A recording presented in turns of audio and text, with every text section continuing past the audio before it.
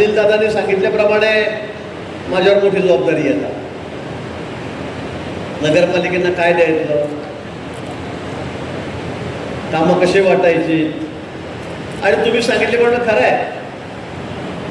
चव्हाण साहेबांना माहिती आहे, त्यांनी माझी नेमणूक केलेली आहे. मी आणि बावनकुळे साहेब भाजपकडून आहे, भुजबळ साहेब आहेत, अनिल दादा आपल्याकडून, हसन मुश्रीफ साहेब आहेत, मुश्रीफ साहेब आहेत, ते 2 जण राष्ट्रवादी, मला वाटतं सामंत साहेब आहेत उद्योगमंत्री, आणि दादा भुसे आहेत, हे 2 जण शिवसेनेकडून, अशी 6 जणांची समिती नेमली आहे.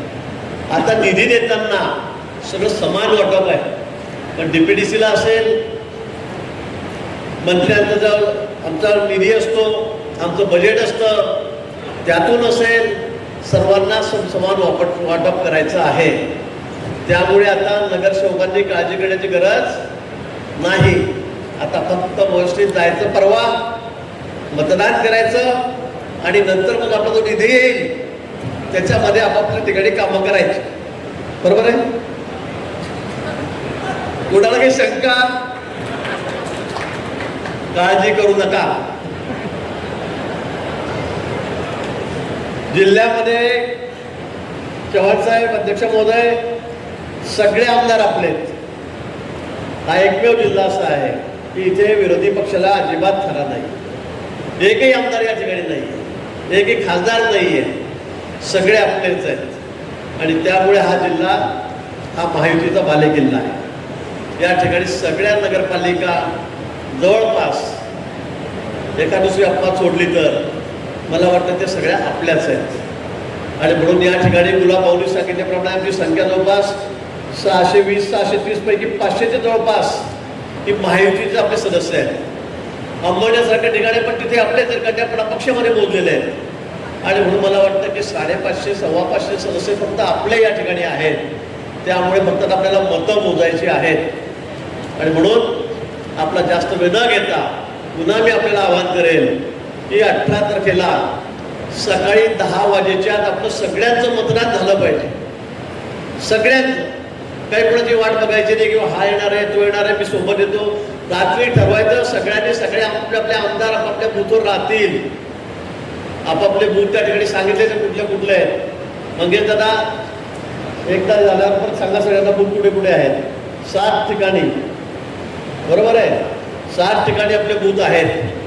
3-3 नगरपालिका, 2-2 नगरपालिका जोडल्या गेलेल्या आहेत. आणि त्या ठिकाणी आपल्याला जाऊन मतदान करायचं आहे.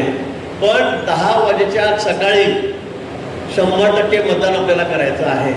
जी नगरपालिका सकाळी लवकरात लवकर 100% मतदान करेल तिला वेगळं काहीतरी गुलाबभाऊ ते आम्ही ठरवू. पण मला वाटतं की तुम्ही लवकरात लवकर सकाळी 10 वाजेपर्यंत मतदान करायचं आहे. ऊन व्हायची वाट बघायची नाही, कुणाला बोलवण्याची वाट बघायची नाही. आपापले प्रतिनिधी, आपले प्रमुख पदाधिकारी तुमच्या गावामध्ये येणार आहेत नगरपालिकेत.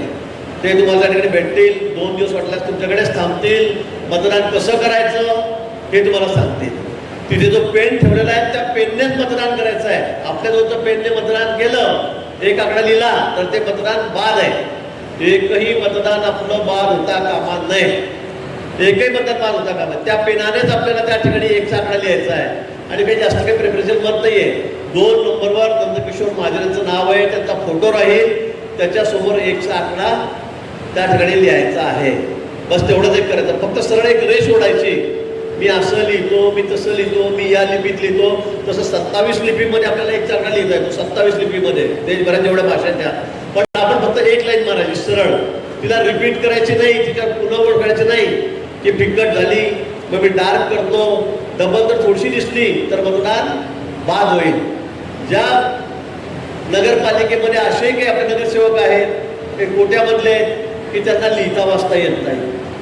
काही लोकांची अडचण अशी की त्यांना डोळ्याने दिसत नाही वयामुळे, असे अडचणी आहेत. त्या विधानसभेमध्ये पण असतात, विधानसभेत सुद्धा आहेत. आणि मग अशांसाठी परवाच कलेक्टर साहेबांशी बोलून आपण त्या ठिकाणी माहिती घेतलेली आहे.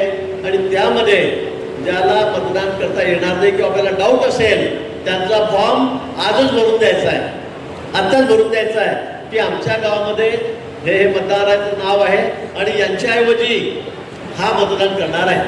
प्रमुख कार्यकर्त्यांनी पदाधिकारी त्याच्याबरोबर जायचं आणि ते मतदान त्यांनी करायचं मतदान पेटीवर जाऊन. हे आता नियमामध्ये आहे. त्यामुळे सुद्धा मी देणार नाही. आपण वैयक्तिक भेटाल त्यावेळेला आम्ही तुम्हाला तुमची सूचना त्या ठिकाणी देऊ.